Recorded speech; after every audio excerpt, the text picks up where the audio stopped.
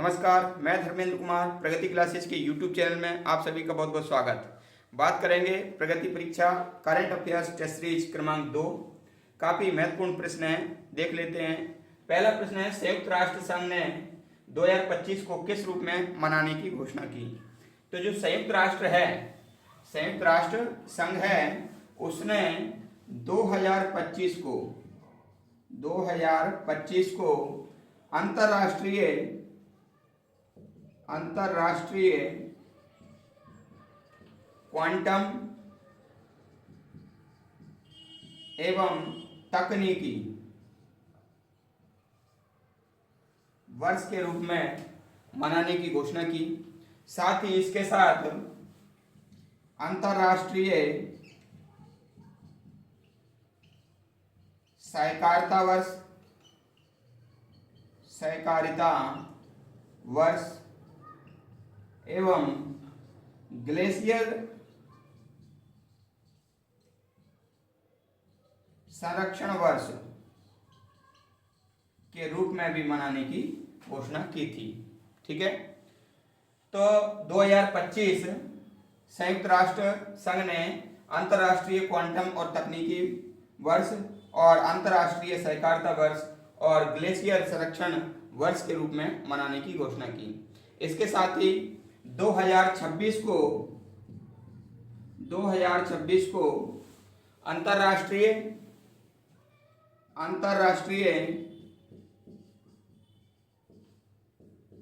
चरावाह एवं चरागाह वर्ष और अंतर्राष्ट्रीय स्वयंसेवक वर्ष मनाने की घोषणा की। ठीक है, तो ये 2025 और 2026 को संयुक्त राष्ट्र संघ ने किस रूप में मनाने की घोषणा की, आप समझ गए होंगे। 2025 अंतर्राष्ट्रीय क्वांटम और तकनीकी वर्ष, साथ में अंतर्राष्ट्रीय सहकारिता वर्ष और साथ में ग्लेशियर का संरक्षण वर्ष के रूप में मनाने की घोषणा की। ठीक है, और 2026 अंतर्राष्ट्रीय स्वयंसेवक वर्ष और अंतर्राष्ट्रीय चरावाह और चरागाह वर्ष के रूप में मनाने की घोषणा की। थोड़ा और देख लेते हैं, जैसे कि 2023 और 24, थोड़ा बैकग्राउंड लेकर के चलते हैं कि 2023 को किस रूप में मनाया था।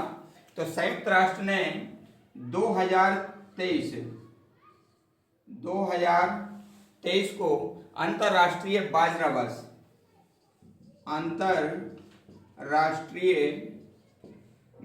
वर्ष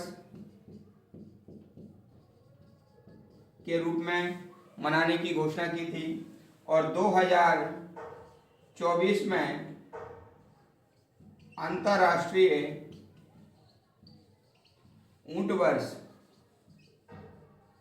के रूप में मनाने की घोषणा की थी संयुक्त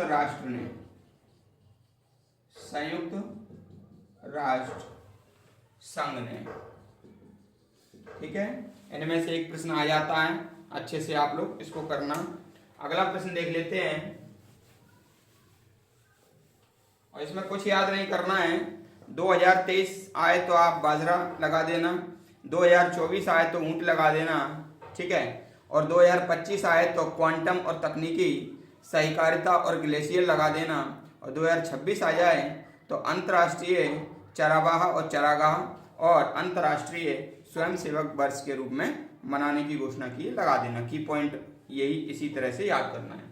अगला है पेंटोग शिनावात्रा कौन है। ये थाईलैंड की पीएम है। थाईलैंड की, ये जो है ना, थाईलैंड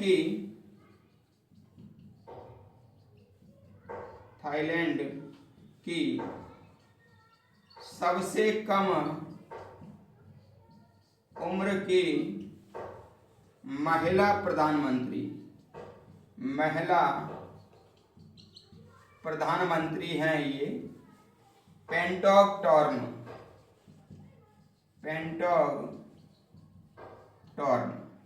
ठीक है।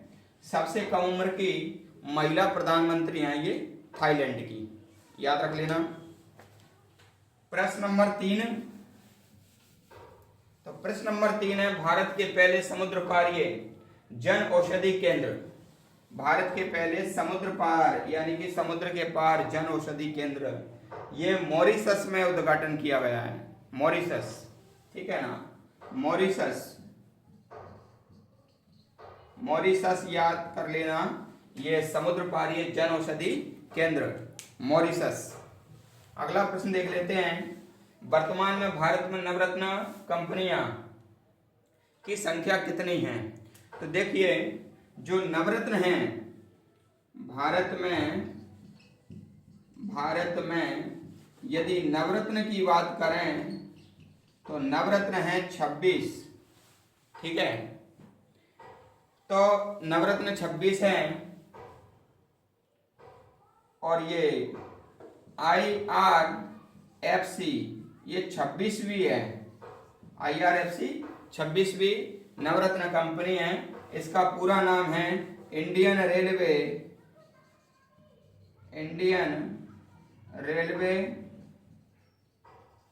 फाइनेंस